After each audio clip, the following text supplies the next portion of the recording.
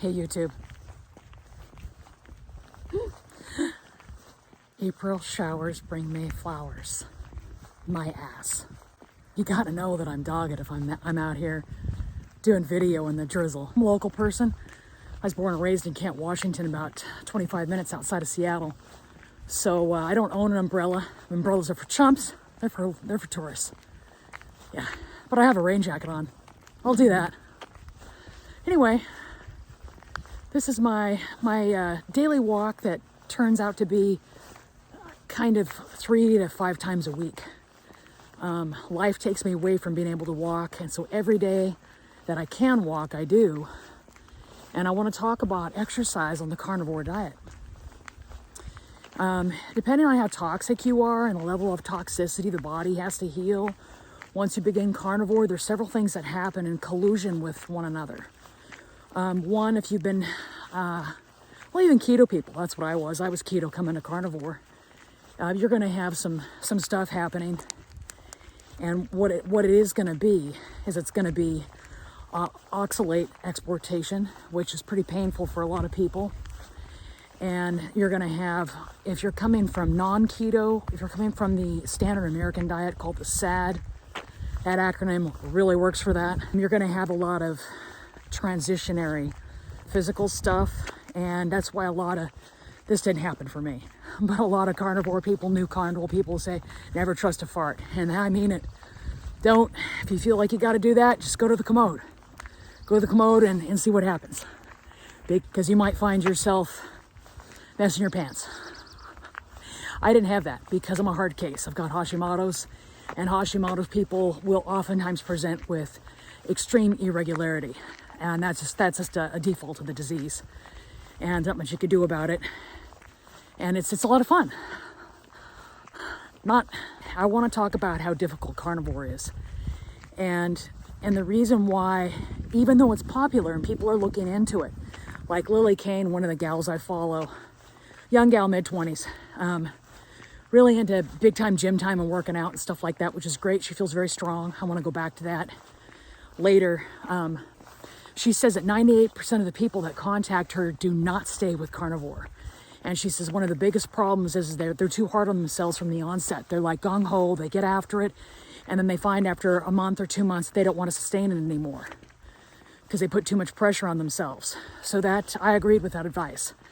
I'm like, it's better to be carnivore at 95% or 99% or whatever percentage that's super high that you can manage than not be. In other words, if you can't do it at 100%, that's okay. Maybe someday you'll get there, but for now, do what you can. And I want to talk about the easy way to figure it out. I gotta get this phone. I dropped my cocktail last night, soaked a cord, didn't realize it, started to charge my iPhone, and it went, "This is gonna ruin your phone."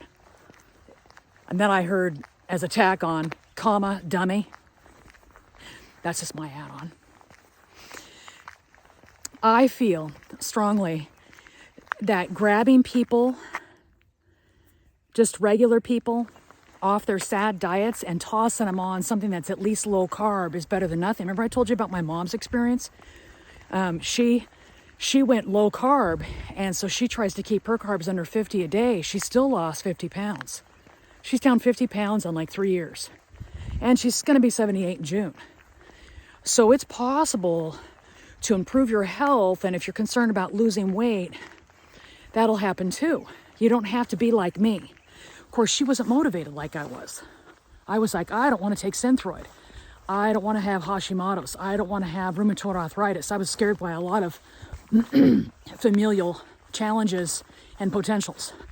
I didn't want those, and that's the 100% more the reason I went carnivore. It's not as typical for people to go on carnivore that don't want to lose weight as the number one. I'm just not one of those. I would like to lose about 10 pounds, but I'm not pressed over it, which kind of for the first time in my life, I put my health first above losing weight. I was like, you know what? I'm not so chubby that I have to worry about that as the first priority. I need to think about my system functioning well. And then maybe after my system's functioning well, I will then lose weight as a consequence. as a default after that happens. So that's where I'm at on that. And I just want to talk a little bit more about exercise, circling back around to that. Now, you guys might think, depending on your level of fitness, I'm just looking over there to see what Hubs is doing. Depending on your level of fitness, you might think what I'm doing right now is exercise. But I have been extremely active in the past, and I know what actual fitness is for me. I've been fit before. I've done extreme things before, and they no longer interest me mentally. I think there comes a time in your life where you feel you have a finite amount of it left, and you don't want to spend any part of your life doing anything you don't want to do because you don't know how much time you have left. When you're young, you don't feel that as strongly. And now that I'm 56 in July, I feel it. I'm like, nope, I don't want that hour at the gym. If I have to work out, or whatever that approximation is, I want to do it where it edifies me, not just in one way. So the walking, what does the walking do? It keeps my joints in motion. And my mom had RA. I'm not real thrilled about that potential. And I think as a human being, it's very important that we kind of go outside and get fresh air and sunshine so that we're kind of one with the earth. I know that sounds kind of spiritual, but we're meant to live here. And I don't think we're meant to be sequestered inside all the time, like many of us are, myself included. I get caught up in my job, which I love. I love my job. I get caught up in that, and then before I know it, it's too late for me to do my walk. So I almost have to get certain tasks accomplished, and then I go out and walk, and then I come back, and I take my shower, and I get the rest of the tasks accomplished. Now, when I first began carnivore, and this is very important, this is the takeaway, I was so toxic and so entrenched in oxalate deportation and transitioning to carnivore, and my body was working overtime to heal itself, that the best I could do was just stay on it and eat meat. So when I saw the handwriting on the wall and I noticed that's how I was feeling, I was like, okay, I want to stay on this thing, so I'm going to be a purist. And that's all I did. I just got up in the morning, and when I was hungry, I ate meat. And then when I was hungry later to eat meat, I ate meat more. And then gradually, when my body got stronger, months later, almost a year later, I started feeling like being physical. I started suddenly going, you know what, I think I'll take a walk. I told Hubs, like, oh, let's go beachcomb. And he's like, okay. And I started doing things with my body to move. And then I started doing the X3 a little bit again. And I didn't tell myself, well, in a year or 10 months, I'm going to start working out or exercising. My body wanted to. Before that, all I could think about was eating meat and repairing the damage, getting rid of the oxalate, and sleeping. Got this big hill, guys. Right up there. Anyway, so I think my body was so distracted and beleaguered with what I needed to do to rectify the situation and correct my health, that losing weight or working out was just back there. So I've actually been maintaining the same weight. I run between 156 and a half and 159 very regularly. That's my 2-3 pound window, by just eating whatever meat I want to. Now, I have found a couple things are helpful. Hold on, I gotta take this jacket off. I'm getting hot now. That's better, I was getting hot. But I put on my rain jacket because I was noticing that it was drizzling and I didn't want to get soaking wet. Sometimes it rears its head and it says, oh, I'm gonna really rain, get into it. It didn't. We have a lot of inclement weather that hovers around our area because we're in the rain shadow. And you can see it everywhere, all this gray. And then we have like partly sunny skies above us. It's pretty cool. Having been born and raised in Kent, where we got 40 inches a year, I'll take the 26 inches. Now, if we lived real close to Squim, it'd be 16. But I don't like Squim as much. because Squim has lots of wind. And I just came from South Dakota just over a year ago, and I was pretty tired of the wind. Oh, there's that's right. That's right, you bad horse.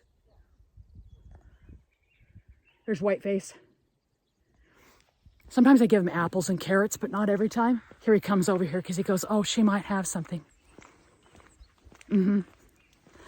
That's really nice. Here he comes. Or maybe she. Hold on a second, guys. I gotta pet the horse. Because I used to make fun of the horse, and then the horse liked my noises and my voice and came over.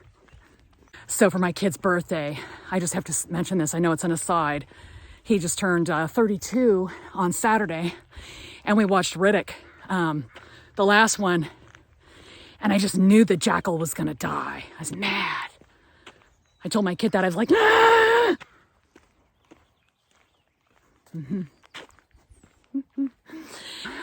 Back to what I was talking about. Don't be discouraged if you find it difficult to do. Whenever you want to have that thing, that sugar baby, that piece of bread, that pasta, whatever, go in and get yourself some fat. I got this really good hack from Kelly Hogan, who I consider to be a veteran carnivore, over 10 years. Solid, she doesn't cheat or anything. Anyways, she's got this thing where she gets the Wagyu fat, the big, jar of it with the plastic top, and she puts it into those baking molds where, like for candies and stuff. She whips it up with the hand mixer, and then she puts some vanilla in there, and then she pours it into the mold. She pushes it into the mold, and then she freezes them. When she feels like she needs a little something, a little fat or whatever, she has that. There's hacks. You don't have to let the poisonous food that's now available ruin you. You don't have to do that. You don't have to do any of that stuff. So if you're scared about not being able to exercise, or you're intimidated by the thought process of starting this extreme kind of way of eating, don't be worried about it. Everybody has to start somewhere. And remember, if it was easy to do, everybody would do it. But ask yourself this. Do you actually know what feeling well feels like? I don't think people do. I didn't. I thought that my high energy, vibrant personality and physique that did everything I wanted it to do was the pinnacle. I was like, yeah, I'm doing great. I feel good. I'm good. And then I started carnivore. And then I understood that I didn't have to have sore joints, stiff body, or any of that because I turned 50. That was all fallacy. I don't have any of that anymore. I did have some of it here recently because I got clean eating again and dumped all the plants because I'd gotten into kind of a bad situation in Mazatlan where I wasn't eating, sugar and stuff like that, but I was eating too much plant, and I was doing hardcore 48 rolling fasts and stuff to counteract it. It just wasn't. And so when I got back to all meat and no plants, about 2 weeks after that happened, the oxalate dumping hit me, and my hands hurt so bad I could hardly close them and open them.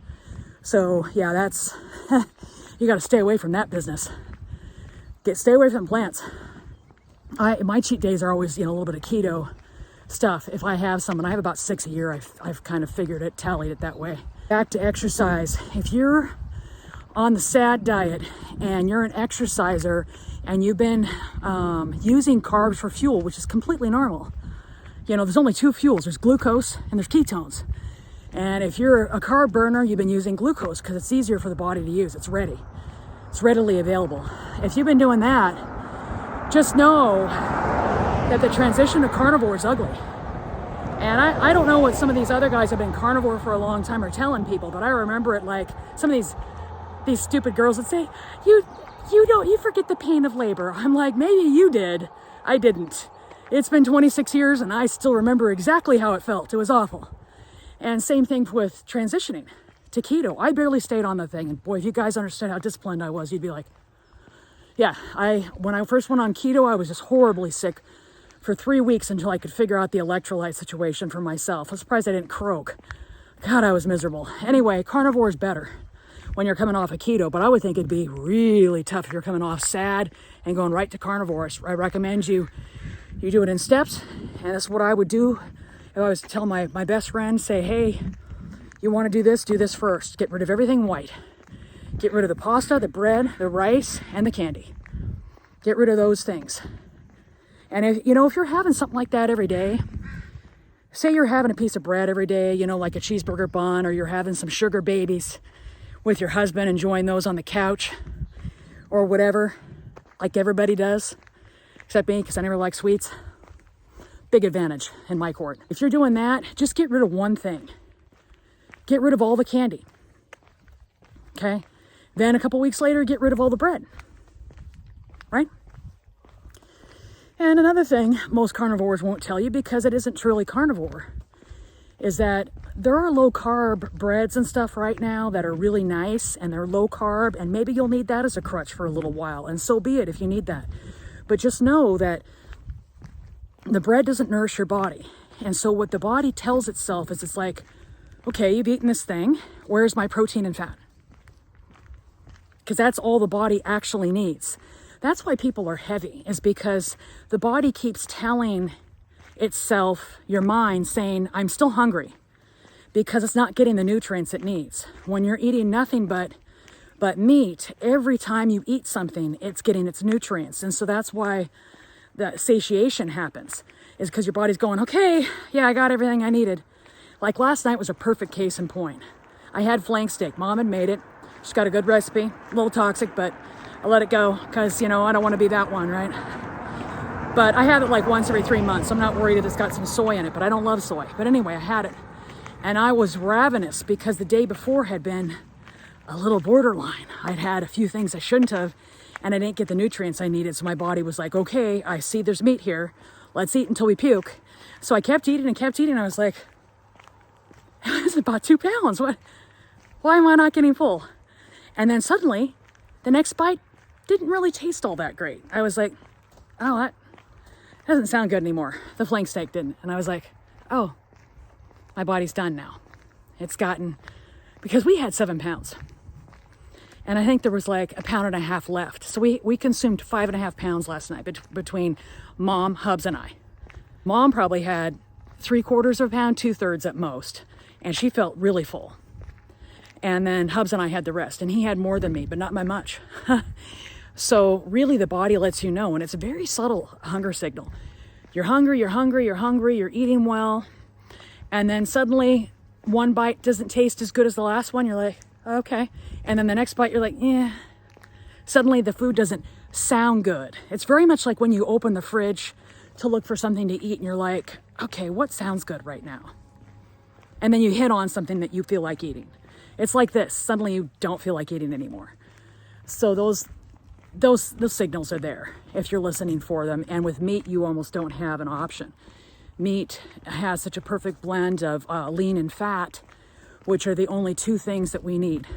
Protein and fat are the two things that we must have in our diet in order to survive long term. That's why people that are on plant-based diets are having so much trouble, is because they're not getting the bioavailable protein they need. No tofu, no beans.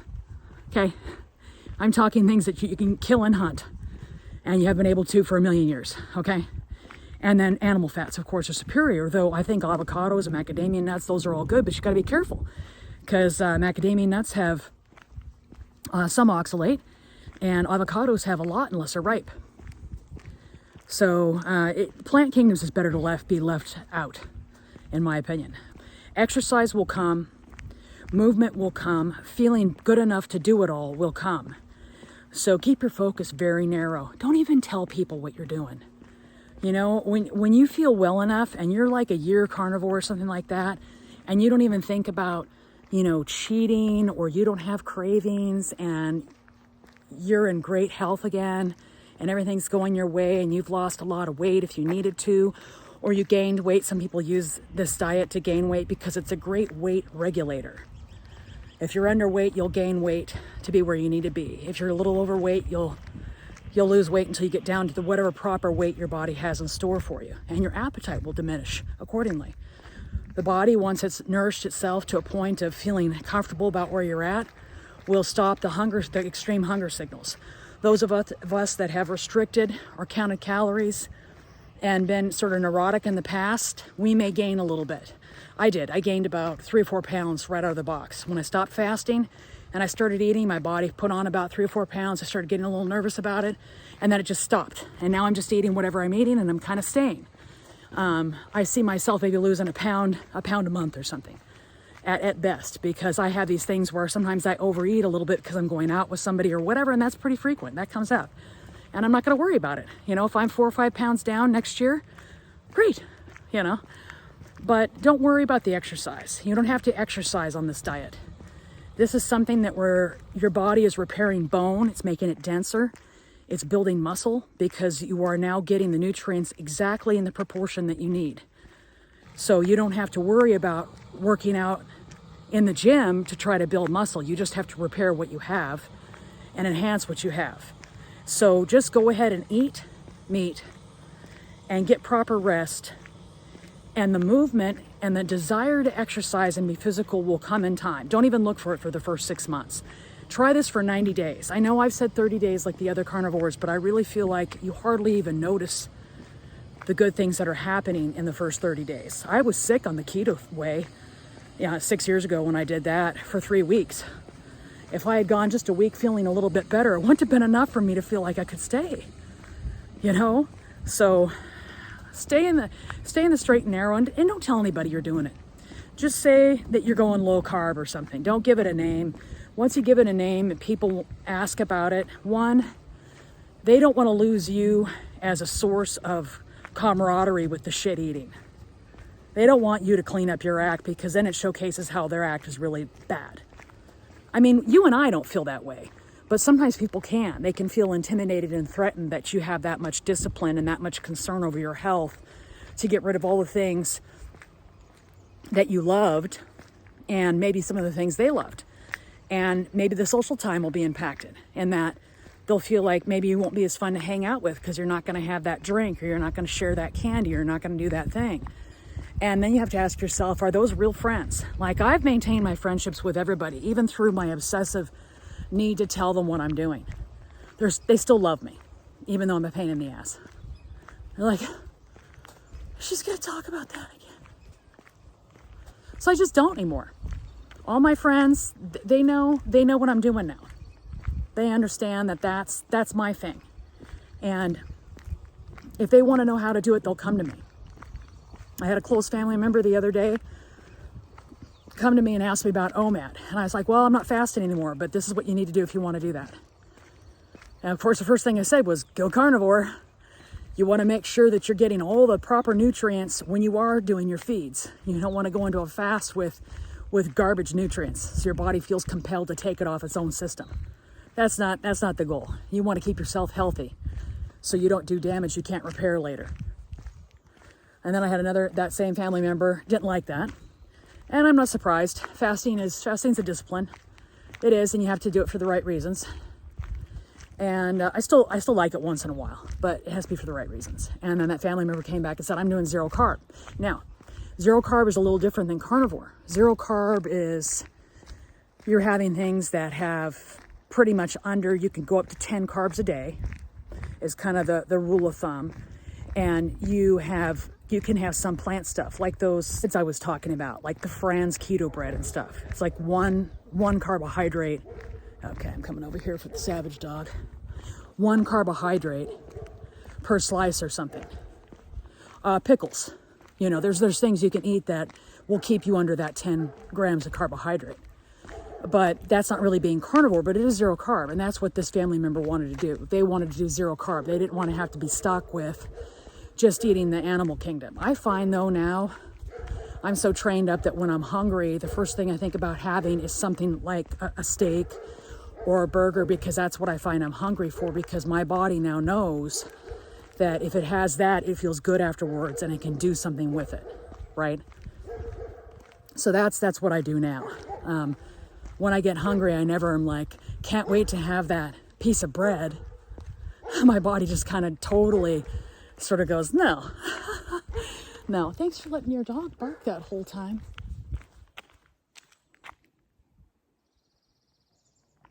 That's right. She's a real weirdo, that neighbor. Real weirdo. I'll tell you about her on another video. I'm gonna wrap this up. I've got a couple of edits to make on this. I had to do a couple different sessions, and then I'm gonna get it all figured out. So, love you guys, and smash the subscribe button if you haven't already, and smash the like button so that I know that you enjoy my content. I know that I kind of am a rambler. I do circle back around to the points of the original video, and I insert little anecdotal sidebars, right? Yeah, and you can follow me on Clapper too. I'm also on Rumble. If you want to listen to free audiobooks, or you want to hear my controversial content, you can go to Rumble. That's where all that's located now. And then I have the books I've written are on Amazon right now, but soon they'll be everywhere, you know, Google Play and Nook and all that stuff. So thanks so much, you guys, for listening. Love you.